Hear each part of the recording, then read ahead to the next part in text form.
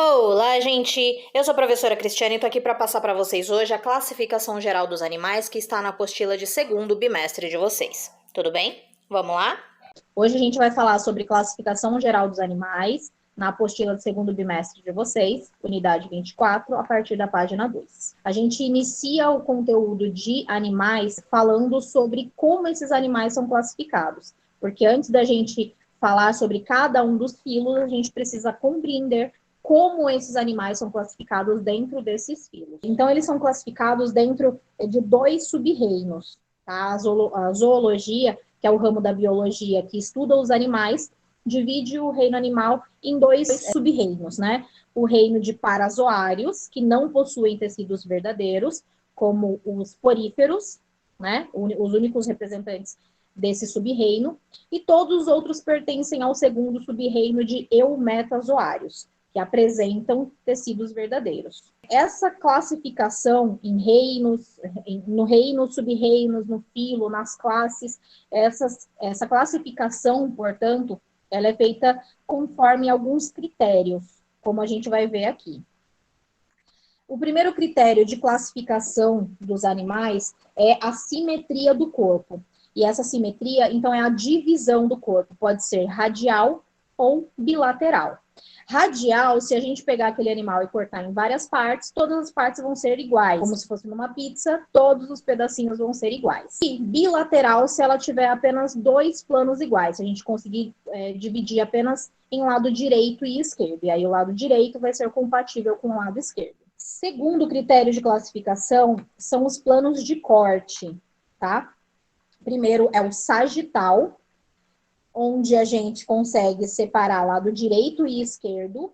Então, é essa parte aqui. O segundo plano de corte é o transversal, é esse aqui, que vai dividir o animal em região anterior, a parte da frente do corpo, né? Se fosse um animal bípede, seria a parte de cima do corpo, a extremidade anterior.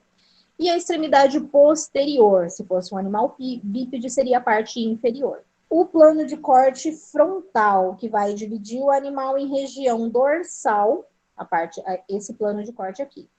Vai dividir o animal em parte dorsal, a parte das costas, e ventral, a parte de baixo do ventre. Terceiro critério de classificação dos animais é o número de folhetos embrionários.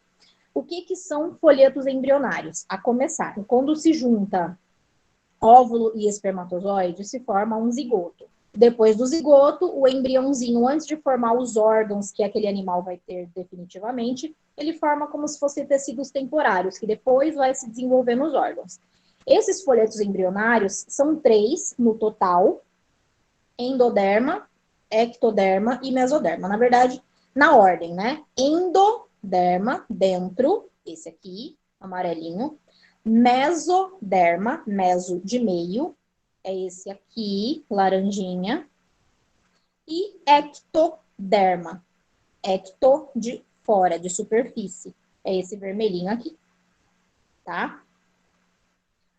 Alguns animais formam só 2 folhetos embrionários. E aí eles vão ser chamados de diblásticos. Eles vão ter só os folhetos embrionários externo e interno. Ectoderme e endoderme. Aliás, falar ectoderme ou falar ectoderma dá no mesmo. E os animais que vão ser formados por 3 folhetos embrionários são os triblásticos, tá? Aí eles vão ter esses 3 aqui. Em relação ao sistema nervoso e muscular, de acordo com a presença ou não do sistema nervoso e muscular, os animais eles podem então ser classificados como aneuroniários, ó, A é de negativa, neuro de sistema nervoso, miário de sistema muscular.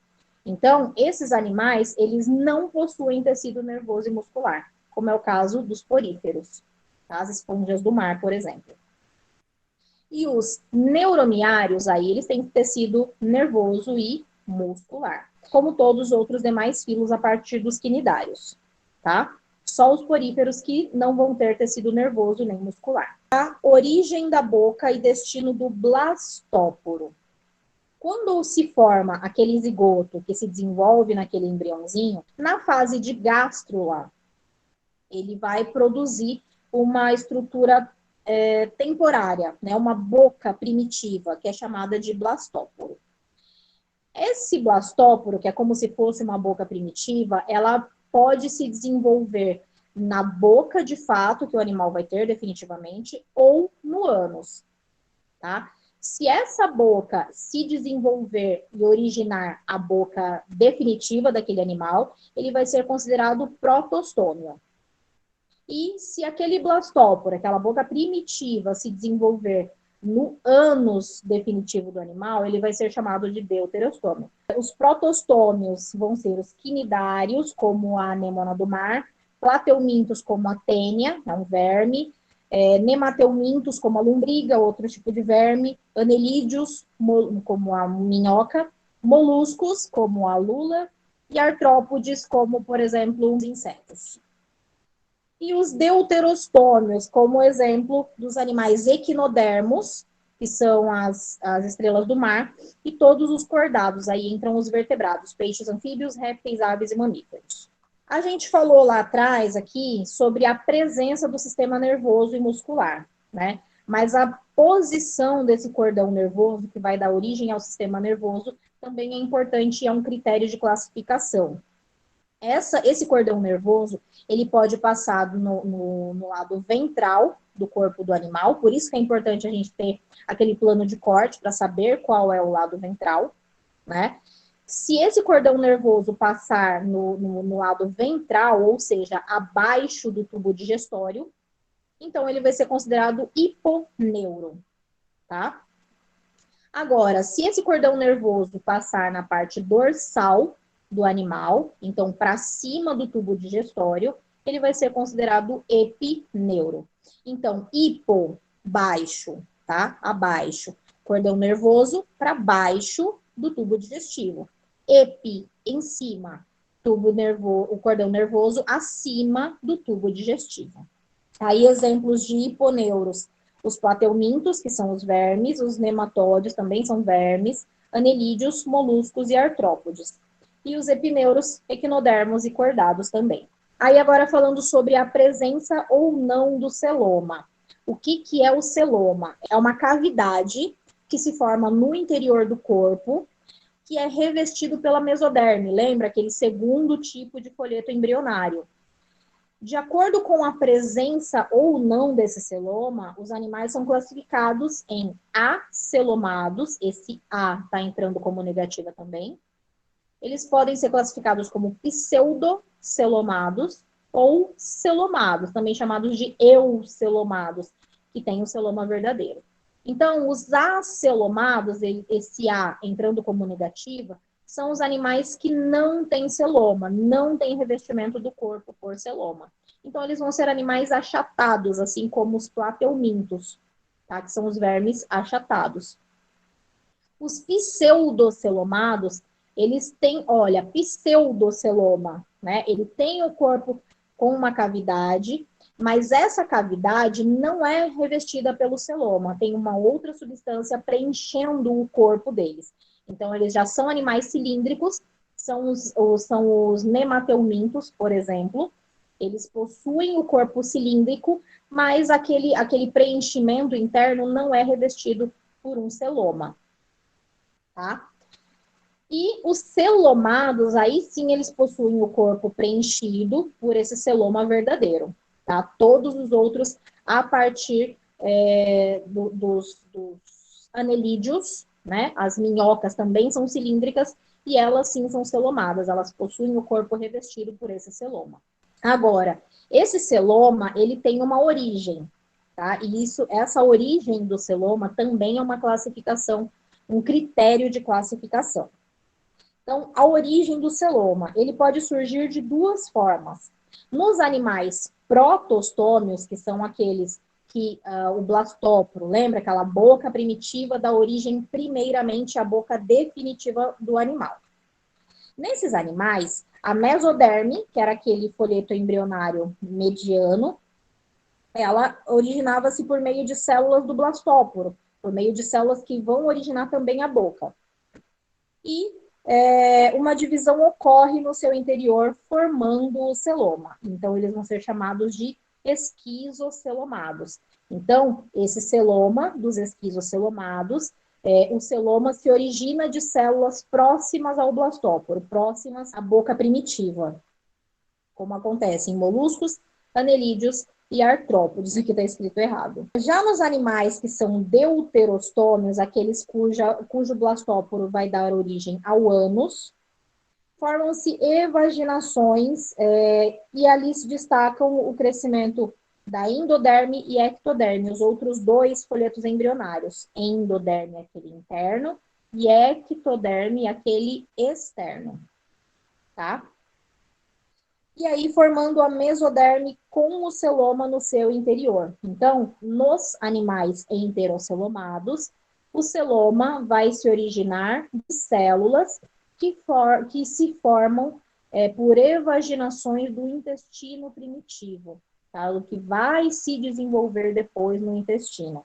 Tá? Esse intestino primitivo é que é o arquêntero. Como exemplos de enterocelomados, nós temos os equinodermos, o grupo da estrela do mar, ouriço do mar, e os cordados. Né? Tem dois grupos antes dos vertebrados que estão inclusos aqui também. Nós temos um esquema geral da sistemática animal. Então, aqui a gente tem o reino animal e as formas de classificação que a gente acabou de ver. Né? Os animais, eles têm célula eucarionte, eles são heterotróficos, então eles não produzem o próprio alimento, e eles são pluricelulares, eles vão ter sempre mais de uma célula, tá?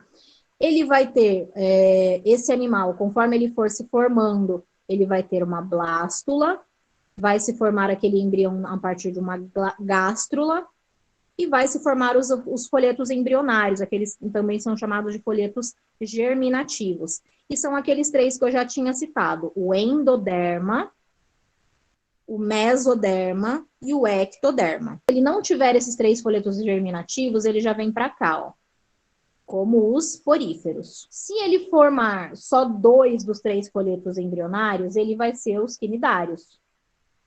Tá? Vai desenvolver, por exemplo, o grupo das anêmonas do mar. E se ele formar os 3 folhetos embrionários, endoderme, mesoderme e ectoderme, aí ele vai ser com todos os outros grupos, né? Vai participar de todos os outros grupos. Então, a gente continua essa classificação, né? Porque aqui a gente está falando de plateumintos, que são os vermes achatados, dali para frente até os mamíferos. Então, olha como esses animais são diferentes. Então, a gente precisa continuar essa classificação para funilar essa classificação, tá? Então, a gente vem aqui, ó, dos triblásticos. Eles podem não ter celoma, ser pseudocelomados ou ser celomados. Lembra que eu tinha falado? Que é em relação à presença ou não do celoma. Se eles não tiverem celoma, são os plateumintos, os vermes achatados.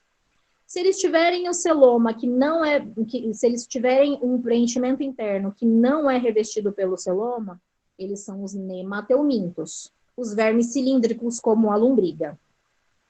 E se eles forem celomados, tiverem celoma verdadeiro, aí são todos os outros. Só que todos os outros, a gente está falando de anelídeos, minhocas, até mamíferos. Então, ainda assim, são muito diferentes. Então, a gente considera outros critérios de classificação a partir daqui. Que é aquela classificação que eu tinha falado do critério de esquizocelomados ou enterocelomados. Se eles forem esquizocelomados, podem ser desses 3 grupos, anelídeos, moluscos ou artrópodes. E se eles forem enterocelomados, eles vão ser equinodermos ou cordados. Dentro do grupo dos cordados, só dando exemplos, né? Então, os equinodermos, como estrela do mar, ouriço do mar, etc. E dentro dos cordados, eu tinha falado para vocês que tem 2 grupos antes dos vertebrados que a gente já conhece, né? Esses 2 grupos são dos urocordados e dos cefalocordados. São os urocordados das assídeas e os cefalocordados como o anfioxo. E depois dele já vem o grupo dos vertebrados, dos peixes, anfíbios, répteis, aves e mamíferos. Então, percebam que são muitos filos, né? Temos os poríferos, quinidários, plateumintos, nemateumintos, anelídeos, artrópodes, moluscos, equinodermos e cordados. são 9 filos. Dentro desse último filo de cordados, nós temos 3 subfilos, digamos assim, né? Urocordados, cefalocordados e vertebrados. E dentro dos vertebrados temos a classificação, temos as classes, né? Aquelas 5 de peixes, anfíbios, répteis, aves e mamíferos. Então é isso, gente. Eu espero que vocês tenham compreendido o conteúdo de hoje. Vou pedir para vocês passarem o link desse vídeo para quem vocês sabem que não estavam presentes na aula. E é isso, espero que vocês tenham gostado. Até a próxima e valeu!